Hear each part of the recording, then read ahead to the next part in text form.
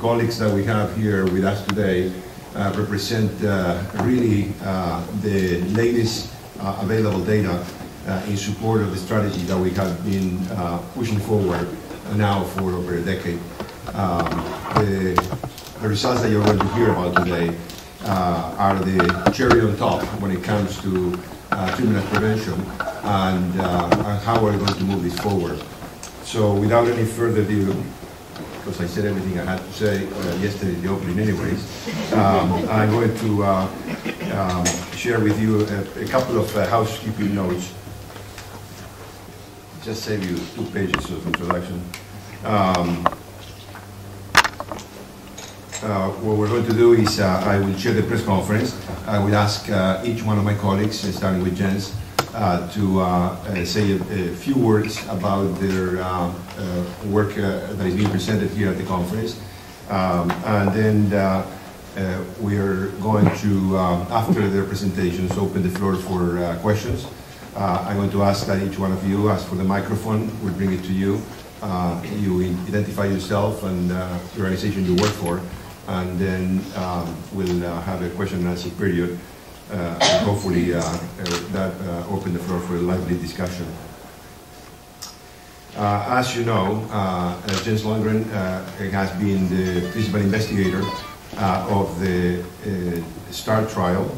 The study was terminated recently by the DSMB because of evidence of efficacy ahead of schedule, if you want. And we're really very, very delighted to have him share with us the results. Jens is Professor of Viral Diseases at the University of Copenhagen and a Chief Physician at the Department of Infectious Diseases at Big Hospital. In 1994, he established CHIP, the Center for Health and Infectious Disease Research.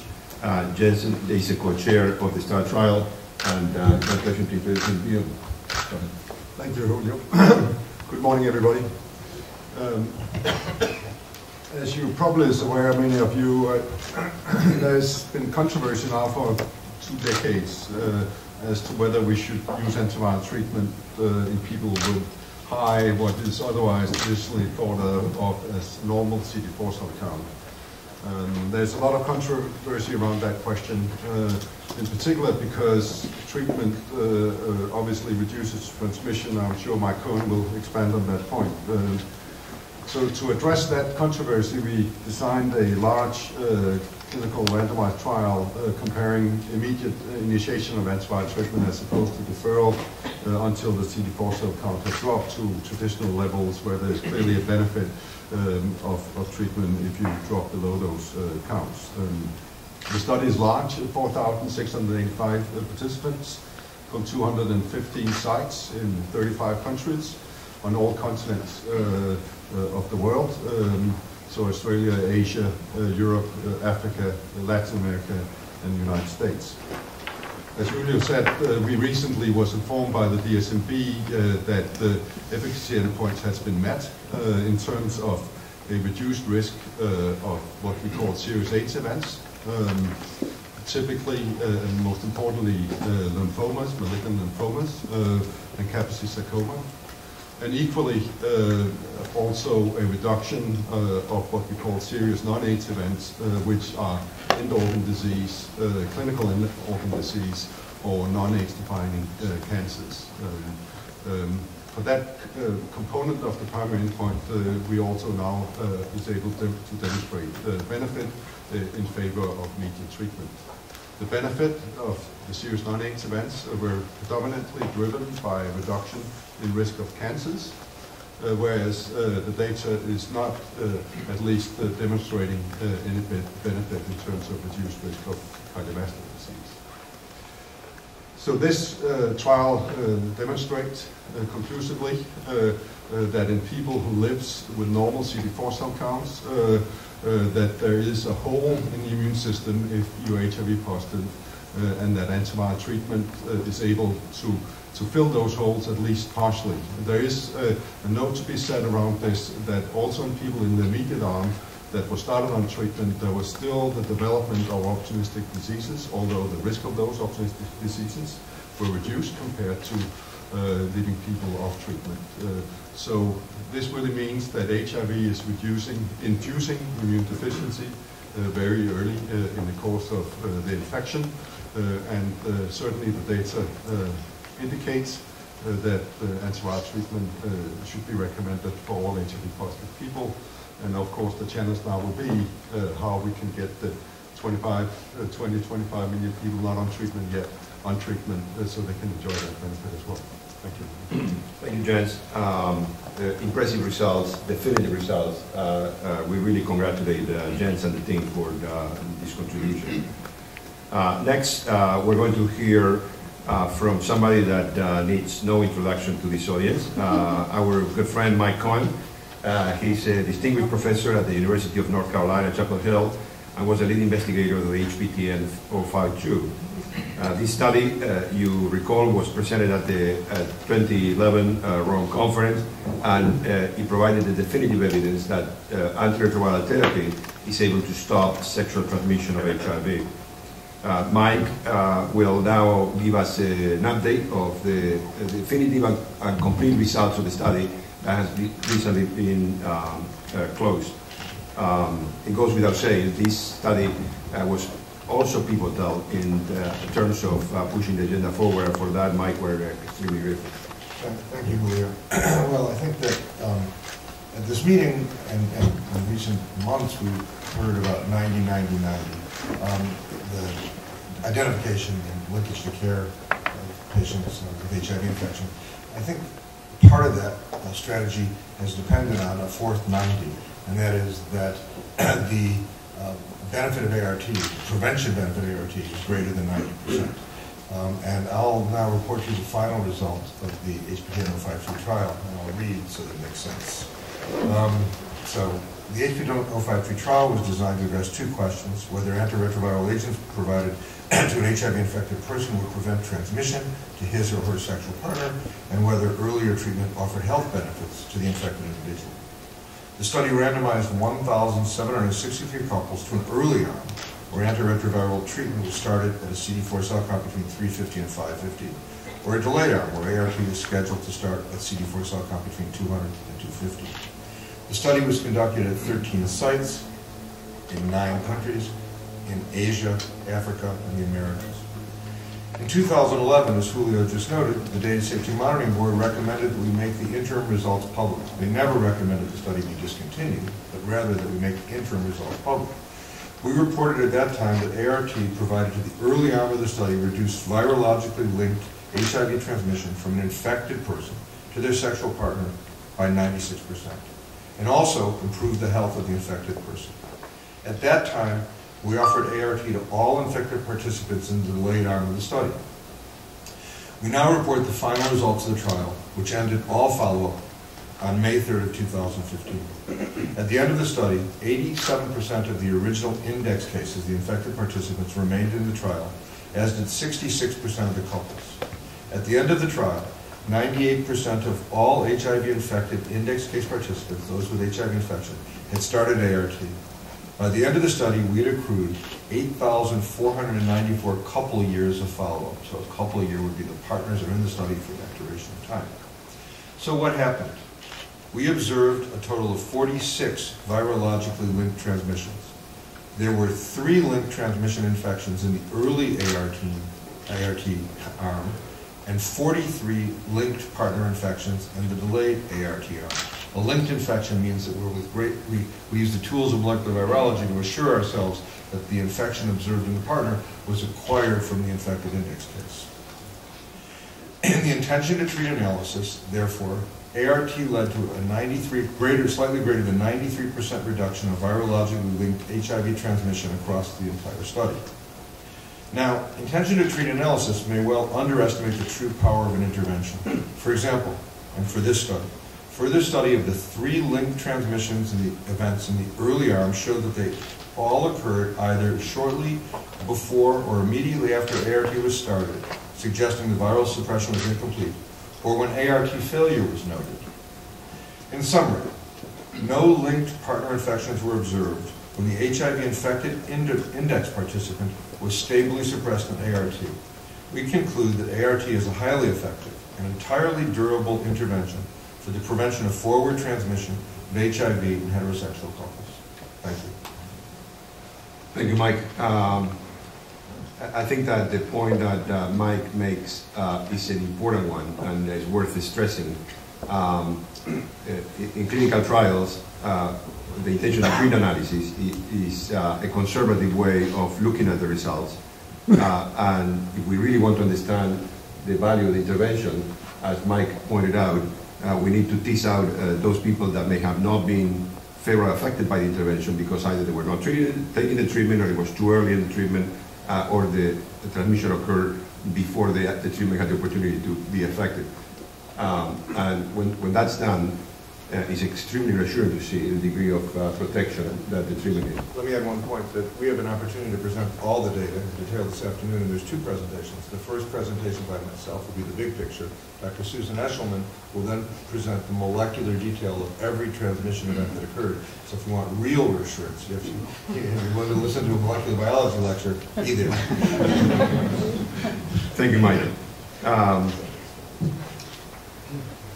As we often say, none of the science would be worth a penny if we could not translate that promptly into action. And in order to do that, we need to go through a rigorous process that will inform public health eventually in the direction that we would like to move this evidence. In that context, it is a great privilege to introduce to you Dr. Gottfried Hirnschall, the Director of the HIV Department of the World Health Organization, to give us an update regarding the WHO antiretroviral therapy guidelines process, which is currently moving very fast and very effectively to embrace these new evidence. Gottfried. Thank you very much, Julio, and good morning, everybody. It's a great pleasure to be here. And let me start out by really congratulating my colleagues here for the fantastic work that has happened for really completing landmark studies that I would call them, and also obviously the NIH for funding this very important work. In WHO, we highly welcome findings on the benefits of ART that came out of START right now, Temprano, an earlier study this year that was also very important, and obviously sort of the additional findings that we have now from HPTN 052. The data speak a very clear language, and they confirm the trend that we have been seeing over the last year, and they finally tell us with certainty and the science behind what we have been suspecting all along. As Julio has said, WHO translates science into policy recommendations for policymakers in countries to then obviously consider those in formulating their national policies and their national programs. In June this year, WHO, it was in the first week of June this year, so shortly after the press release and the DSMB meeting in late May, WHO convened an expert panel that actually looked comprehensively at all evidence since 2013, which is when we had our last ARV guidelines that I think most of you will be familiar with. This review included published data from a range of studies, including Temprano already, and confidentially shared results from the START trial, and we were very grateful that these were shared so early with us. The expert meeting happened literally 1 week after the START trial was ended. And HPTN 052 obviously already was considered in some of our earlier guidelines after the 2011 release. The guideline development group concluded that the 2015 ARV guidelines would move towards recommending antiretroviral treatment for all people living with HIV at all ages. This is, however, still work in progress. The full release of the consolidated ARV guidelines is planned for later this year, and an interim release, so to speak, in fast-track mode, we hope will come out in September, already confirming these recommendations. We are, as I said, very glad that we were able to consider the new findings into the policy guidelines. And as Julio again said, we are going through a structured process. We use the great methodology to really have a systematic review of all evidence from RCTs, but also from operational studies that come from the ground. We anticipate that countries would act quite quickly, some quicker than others, on these recommendations. We've just done a review on the take-up of the 2013 guidelines, and we are quite happy to see that really the large proportion of countries has actually taken up the key recommendations from our 2013 guidelines. And in fact, some of the countries have already moved beyond and are already doing treat all. Brazil being one of those, Thailand, Rwanda, Vietnam, etc. So really countries are moving forward. As we are striving towards 1990, and this seems to be the 1990 conference, I would also like to highlight that the first 90, the getting people tested, is also very, very important, so that people can actually start treatment, which is what we all want to do. And in that context, WHO has in this conference launched our testing guidelines. We have consolidated testing guidelines that really speak to improved ways of testing people. We know that about 50% of the people that are HIV positive only know their status right now. So the other 50%, we still need to find out and then start treatment early. So how can we make sure that these people get tested? So we talk about better ways of bringing the tests closer to the community, closer to the people that actually need to find out their status. Having reached the target of 15 million obviously makes us very confident that we can move to the 22 million that are still missing. But clearly there are certain challenges. It's not going to be easy. We know that this will require resources. We know that this will require strengthened health systems, specifically in low and lower middle income countries. It's not going to come easy, and it's not going to come for free. So clearly we'll have to have a long way to push that forward and to address some of those challenges that are still out there. I also would like to say that as we look at recent data from 2014, obviously we are glad to see that fewer people are dying. There are still 1.2 million people dying. This is still 1.2 million too many. And we are still seeing 2 million people getting newly infected. And that is obviously 2 million people too many as well. So we need to obviously take full advantage of the prevention benefits, and HPTN 052 tells us that these are very, very strong. But also we need to think of additional ways of ensuring additional interventions for prevention. And the new guidelines will also talk to pre-exposure prophylaxis, which is using ARVs in individuals that are not infected with HIV. And we know from a range of studies as well that there is a benefit, a preventive benefit in using ARVs in HIV-negative individuals. So there will also be a recommendation for the first time in the context of ARV guidelines on PrEP, on pre-exposure prophylaxis.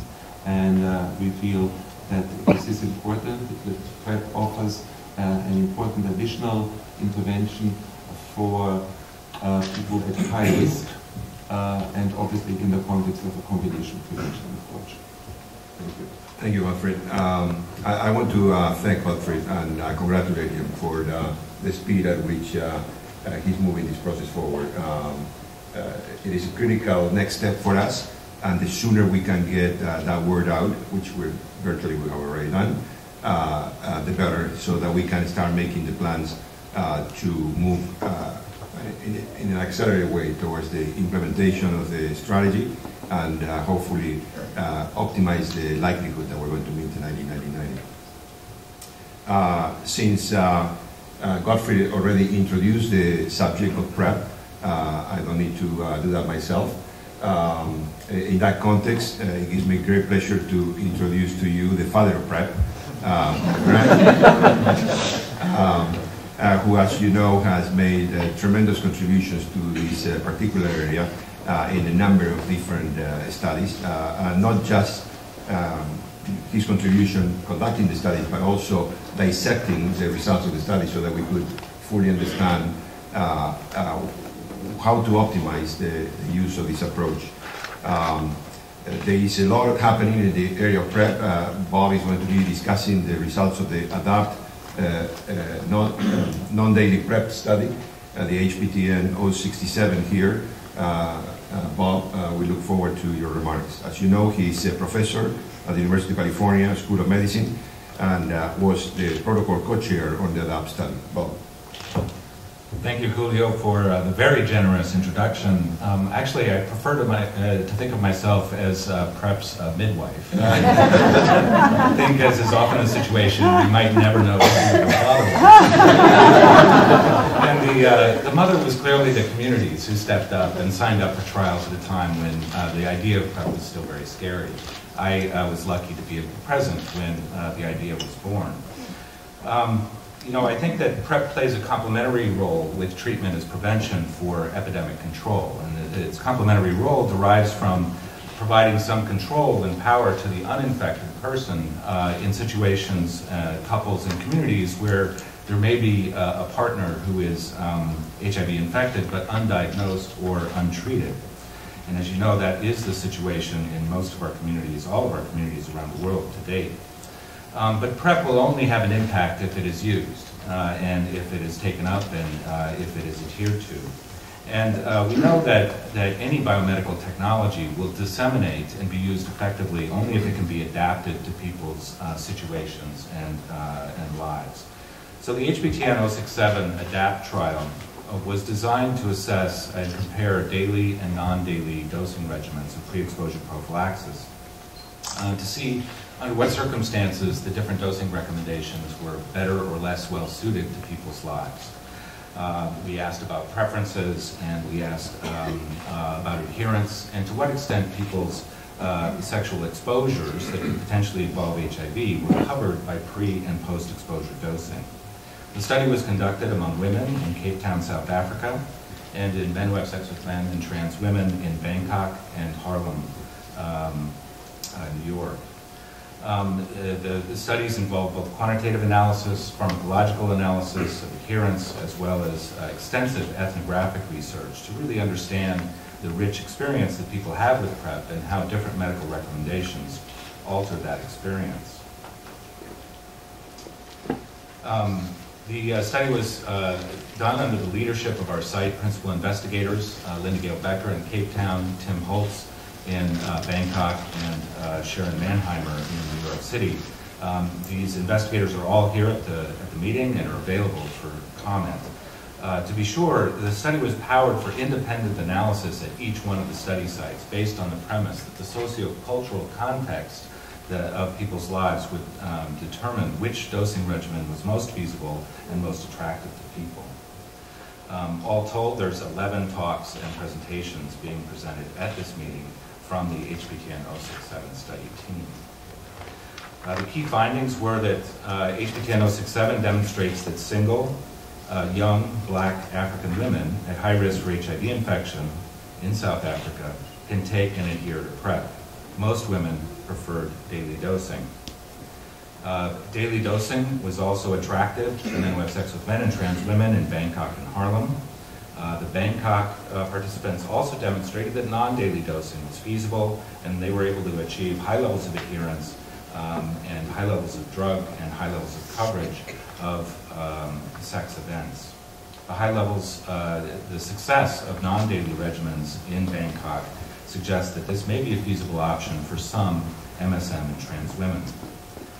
MSM and trans women in Harlem, New York, however, did better with the daily arm. They achieved higher levels of adherence, higher levels of coverage, and were able to stay on the program longer. Our qualitative research findings are also very important. The team led by Rebea Miko found that medical mistrust is common in many of our communities and creates social and internalized conflicts when medical services are offered. These conflicts create a dynamic psychological and social situation that is full of hazard and opportunity. The situation causes some to withdraw from services and others to become champions for new prevention and treatment technologies. Understanding this dynamic and meeting people's needs during these times is a key to disseminating both treatment and prevention technologies and controlling the epidemic. While many participants, another finding is that while many participants preferred daily dosing, they wanted to be able to change their PrEP program and start and stop PrEP as they needed and as their sexual lives changed. There are seasons of risk driven by changes in relationship status, housing status, and employment, among other events. People want guidance about how to start and stop PrEP as they move in and out of seasons of risk. Situating PrEP and other medical technologies is really a key to advancing their uptake and achieving high adherence. We identified many perceived advantages and disadvantages of PrEP dosing regimens that will help us develop good clinical practices that aim to maximize the appropriate dissemination of PrEP and its integration with treatment initiatives. Thank you very much. Thank you, Robert. Can I ask you, I don't know, maybe I missed it, can I ask you to specifically discuss how the intermittent PrEP was prescribed? So there were 3 dosing regimens. We compared daily with twice weekly with a post-sex boost and pre- and post-sex dosing. Thank you.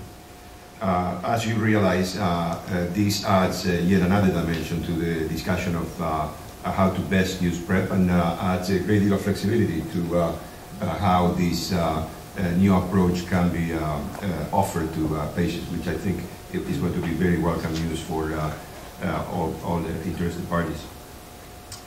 Now, as you can imagine, none of these trials would have been possible, and again, it could mean really nothing if we did not have a close opportunity to work cooperatively with the community, which is ultimately the goal of all of our efforts. In that context, I'd like to introduce to you Dixon Daiallo. Dazon is the founder of SisterLove, Inc., a women's HIV and AIDS and reproductive justice organization in Atlanta and South Africa. Dazon. Thank you so much, Julio, and good morning to everyone. It's a pleasure to be here. Although, you know, it's always an amazing experience to help colorize the panel, so I'm really happy in a whole lot of different respects, and to offer some thoughts in terms of the amazing success that's been reported out this morning and over the past few days with all of the trials that are being represented here this morning. Absolutely. I am also, in addition to working with SisterLove, I also convene the U.S. Women in PrEP Working Group, where our main purpose is to ensure the appropriate uptake as well as access for women in the United States to have complete information and also appropriate services that also engage them in prevention from a biomedical perspective as well.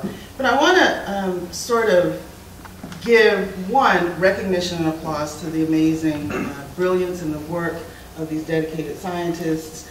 Bob Grant, you're often inside my head, so I want to thank you for saying half of my statements in terms of what's been reported from some of the successes we've done for the TasP study. But I want to bring to bear some of the things that we also have to take in consideration with all of the amazing work that we have done and what we have before us in terms of the science. This is an important moment here in Vancouver, especially coming at least, I don't know, 96, I can't do the math that quick, but a long time ago when we were first here in Vancouver, of the watershed around having access to highly active antiretrovirals, knowing that combination therapies work for treatment, and now knowing that combination therapies in terms of prevention can also work for people who are not HIV positive. And we also know now that we have consensus that the science works and that we're on our pathway to the 90-90-90. And that there are still voices who are concerned about the 10-10-10 that also have to be reached and included.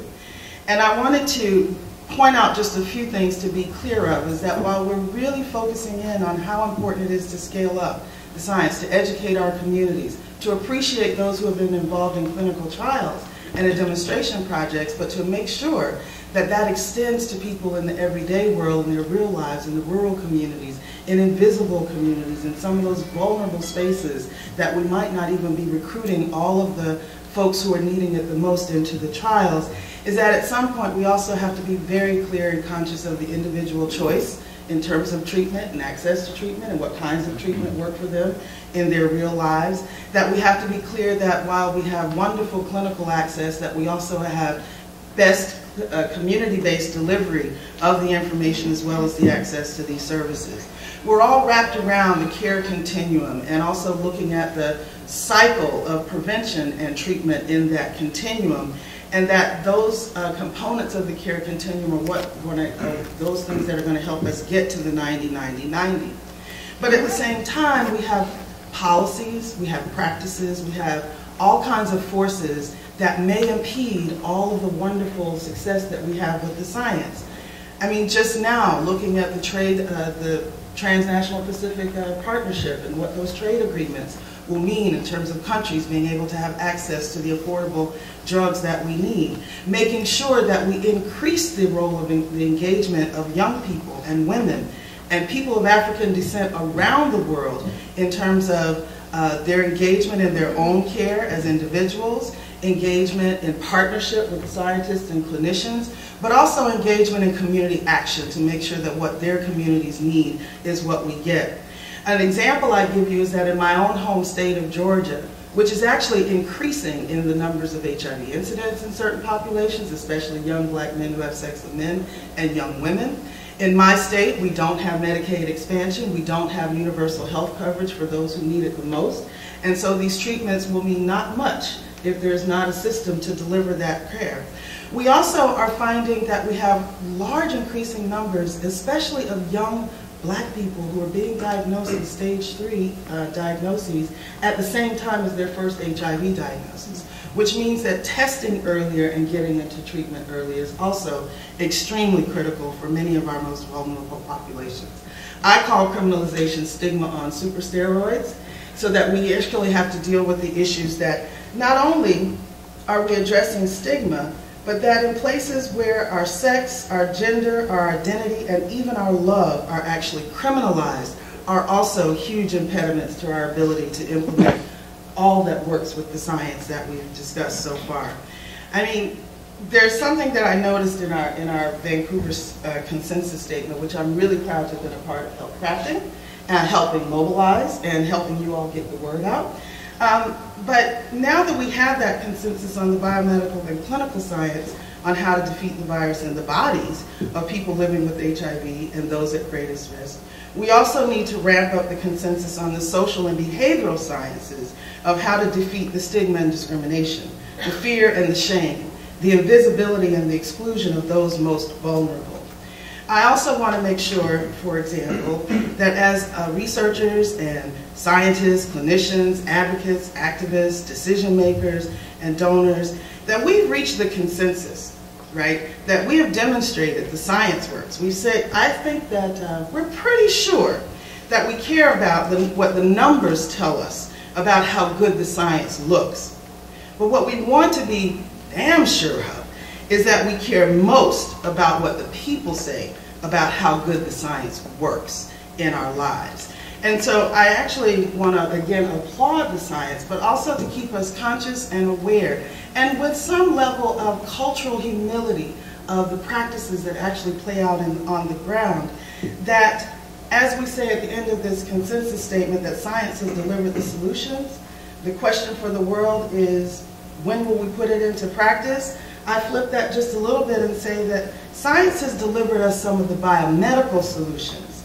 And when we solve the rest, it will not only mean that we have begun to put it into practice, but that we are dedicated to making it perfect. Thank you. Thank you, Dazon. I think that those views are shared by all of us, and you very nicely articulated the need to look beyond the biomedical focus of the work that is being presented here, and rather address the social, individual needs of those that we're trying to help take advantage of these results.